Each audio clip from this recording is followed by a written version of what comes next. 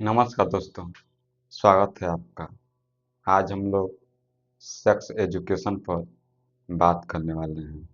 अगर इसे सामान्य भाषा में अगर समझें तो हमारे भारतीय समाज में इसे एक गलत माना जाता है। अगर कोई सेक्स पर बात करना चाहता है तो बात करने की बात छोड़िए आप, सेक्स के नाम पर ही लोग एक ऐसा प्रतीत होता है कि जैसा कोई पाप कर दिए हों। जब बच्चा छोटा होता है तो अपने परिवार के लोगों से भी इस पर बात करना चाहता है, लेकिन परिवार वाले सदस्य भी इस पर बात नहीं करना चाहते हैं। बच्चे के मन में जो भी सेक्स को लेकर सवाल होते हैं, सवाल सवाल ही रह जाते हैं।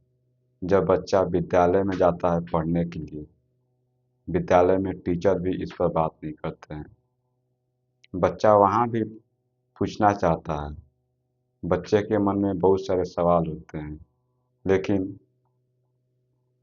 बच्चे के मन में यह भी दुविधा होती है कि हम अगर टीचर से इस पर बात करते हैं तो बहुत सारे बच्चे हैं वो हमें गलत निगाह से देखेंगे, और बच्चे के मन में सवाल सवाल ही रह जाता है।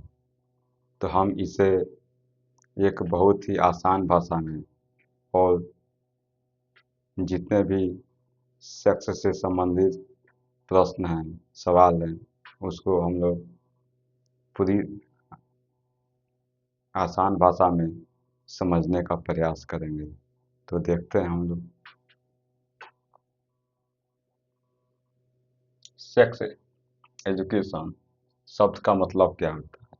अगर हम लोग देखें तो सेक्स का मतलब शरीर जुड़ी प्रजनन प्रक्रिया। सेक्स अगर हम लोग देखें तो यह एक प्रजनन से जुड़ा हुआ पार्ट है, और प्रजनन का एक हिस्सा है, जिससे क्या होता है देखते हैं, भावनाएं, हार्मोन बदलाव। जब कोई लड़का होता है या कोई लड़की होती है तो लड़के का झुकाव लड़की की तरफ होता है, और लड़कियों की झुकाव लड़कों की तरफ होता है। उनके बहुत सारी भावनाएं होती हैं जो वह व्यक्त करना चाहते हैं, लेकिन वह व्यक्त नहीं कर पाते हैं। जैसे ही बच्चे किशोर अवस्था में जाते हैं तो उनमें बहुत सारे बदलाव देखने को मिलते हैं, जैसे आवाज़ का मोटा हो जाना, शरीर के बहुत सारे अंगों पर बाल आ जाना, या फिर देखें तो हार्मोन में भी बदलाव होता है। बहुत सारे हार्मोन की संख्या बढ़ जाती है, कोई हार्मोन की संख्या घट जाती है। लोगों के चेहरे पर बहुत सारे पिंपल्स निकल आते हैं, जिसे आप डोसा भी कहते हैं। तो ये सब उसकी क्या होती है, पहचान होती है। आगे देखते हैं, एजुकेशन अगर समझें तो अगर एजुकेशन का मतलब होता है जानकारी प्राप्त करना, समझ विकसित करना, और अपने सोचने समझने की शक्ति को काफ़ी विस्तार रूप देना। तो अगर कोई अगर इस पर पूरा विस्तार से अगर जान रहा हो, समझ रहा हो, तो उसे अपने जीवन में बहुत सारी कठिनाइयों का सामना नहीं करना पड़ता है। देखते हैं उसको हम, अगर उदाहरण देखें हम तो उदाहरण, आपकी 14 साल की बेटी स्कूल से रोती हुई घर आती है, कपड़े पर खून के धब्बे हैं, वो डर से कांप रही है। एक बच्ची है 14 साल की, वह स्कूल से भागती भागती घर आती है और वह काफी रोती हुई है। उसके शरीर पर बहुत सारे खून के धब्बे, दाग दिखाई देते हैं। और देखते हैं,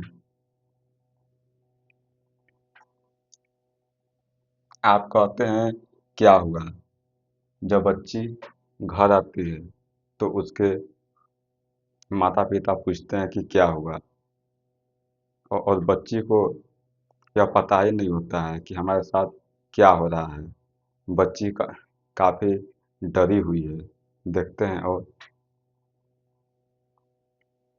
आप कहते हैं क्या हुआ? वो कहती है, माँ मैं मर रही हूँ शायद। और आप कहते हैं, चुप रहो, किसी को मत बताना। क्योंकि बच्ची को पहले यह पता नहीं होता है कि ये जो खून के धब्बे लगे हैं यह क्या है, हमारे साथ क्या हो रहा है। जब घर आती है और माता पिता पूछते हैं कि क्या हुआ, तो बच्ची बताती है कि लगता है कि हमें कुछ हो गया है, हमारे शरीर से खून निकल रहा है, ब्लड आ रहा है, और लगता है कि मैं मरने वाली हूँ। तो उसके पिताजी कहते हैं कि चुप रहो, किसी को बताना मत।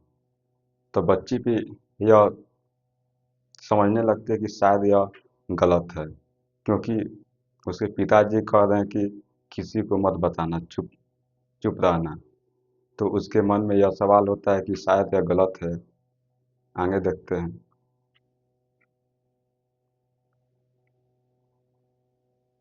चुप रहो, किसी को मत बताना, यह बीमारी नहीं, उसका पहला पीरियड होता है।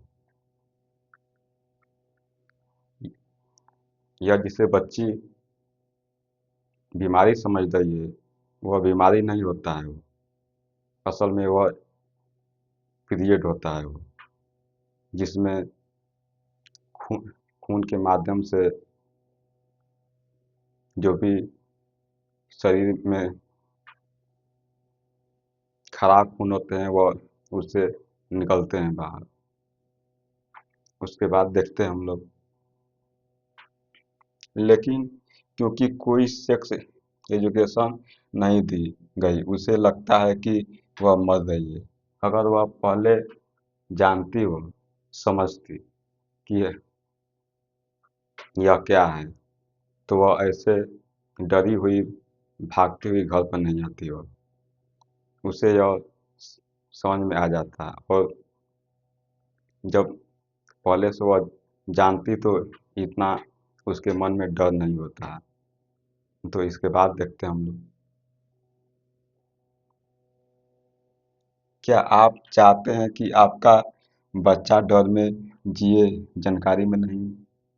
अगर आप ऐसा सोचते हैं, तो क्या आप चाहते हैं कि आपके बच्चे ऐसे ही डर डर कर जिएं? कि आप अगर उनको सेक्स एजुकेशन की अगर शिक्षा देते हैं, तो उन्हें आगे डरना नहीं पड़ेगा, किसी से कुछ पूछना नहीं पड़ेगा। वो खुद अपने शरीर के बारे में जानेंगे वो। उसके बाद देखते हैं, बच्चों को सेक्स एजुकेशन क्यों चाहिए? बात सही है, जो भी बच्चे हैं उनको सेक्स एजुकेशन क्यों चाहिए, क्या ज़रूरत है?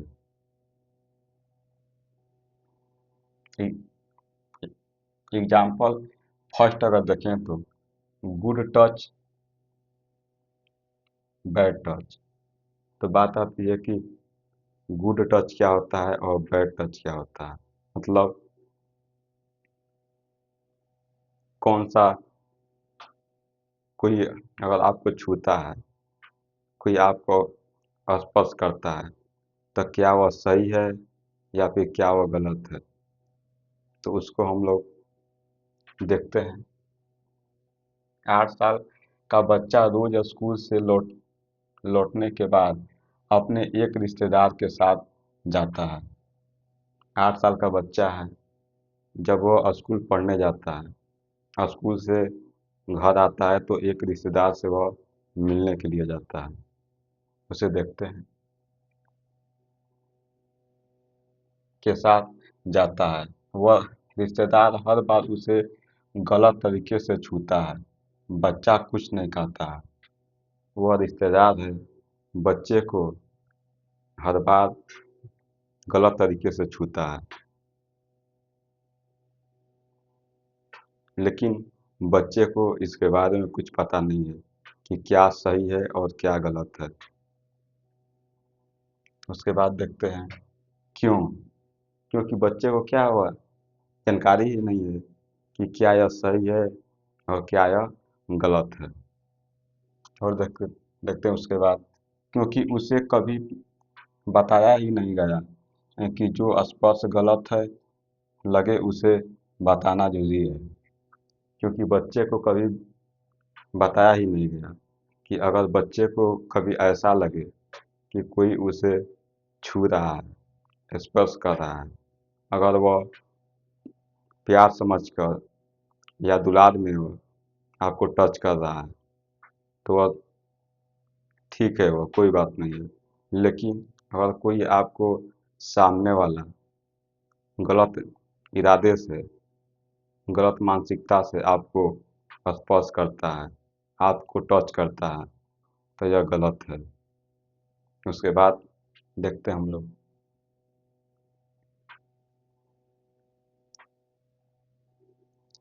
गलत लगे उसे बताना जरूरी है। अगर बच्चे को अगर गलत लगता है तो वह उसे बताना जरूरी है। वो चुप न रहता, बोलता नहीं ये गलत है। अगर बच्चा पहले से अगर जानता है वह कि गुड टच क्या होता है और बैड टच क्या होता है, तो अगर कोई उसे स्पर्श करता, कोई छूता अगर उसे, तो उसे यह समझ जाता कि क्या यह टच सही है, क्या यह टच गलत है। क्योंकि कोई अगर प्रेम पूर्वक या फिर दुलार में आपको टच करता है तो वह गुड टच है वह। लेकिन कोई व्यक्ति है, वह गलत इरादे से या फिर गलत मानसिकता से आपको टच करता है तो वह बैड टच है, गलत टच है। तो इसको बच्चे को बताना चाहिए। अगर बच्चा अगर पहले से अगर जानता हो तो। उसके बाद देखते हैं एग्जाम्पल दो, अगर देखें तो हम लोग वेट ड्रीम क्या होते हैं, गीले सपने। वेट ड्रीम अगर देखें यहाँ तो 13 साल का लड़का सुबह सोकर उठता है और देखता है कि उसका अंडरवियर गीला है। वह डर जाता है, सोचता है उसे कोई बीमारी हो गई। वो किसी से कुछ नहीं कह पाता। एक 13 साल का लड़का है, वह सोकर सुबह जगता है। जब वो जगता है तो वह देखता है कि वह उसके अंडरवियर गीले पड़े हुए हैं। उसको पता नहीं चलता कि यह हमारे साथ क्या हो रहा है। जब वो पता नहीं चलता है तो वह डर जाता है वो, क्योंकि पहले से उसे बताया नहीं गया होता है। जब डर जाता है तो उसको देखते हैं और भी सोचता है उसे कोई बीमारी हो गई। वो किसी से कुछ नहीं कह पाता। लेकिन अगर उसे बताया गया होता कि ये वेट ड्रीम है, एक सामान्य हार्मोन प्रक्रिया, तो वो डरता नहीं। अगर बच्चे को अगर पहले से ही अगर बताया गया होता कि वेट ड्रीम एक हार्मोन उनके बढ़ने से होता है, क्योंकि बच्चे के शरीर में कुछ बदलाव होने लगता है जब बच्चा किशोरावस्था पार करता है। जैसे किशोरावस्था अगर देखें तो 12 से लेकर 19